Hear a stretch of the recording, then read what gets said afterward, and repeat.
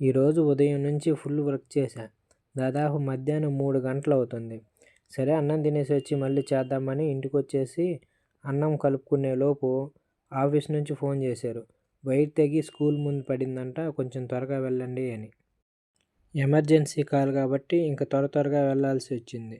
ఇదంతా ఇదిగో ఈ ఉడత చేసిన పని అనమాట. ఈ ఉడత కాముగుండేది కాముగుండకుండా పైకెక్కి ఆడుకుంది. అదిగో ఈ పింగాణి నుంచి ఈ ఇనుముకి టచ్ అవ్వటం వల్ల ఎర్త్ ఫాల్ట్ జరిగిందనమాట. అలా ఇనుముకి ఆ పైన వైర్‌కి టచ్ అయినప్పుడు ఆ స్తంభం మీద ఉన్నటువంటి వైర్‌లన్నీ తెగి కింద పడిపోతాయి అన్నమాట. ఇంక చేసేదేమీ లేక జాయింట్ ఏసేసుకొని ఇంక పైకెక్కి ఆ తెగిన వైర్‌లన్నీ లాక్కున్నాం.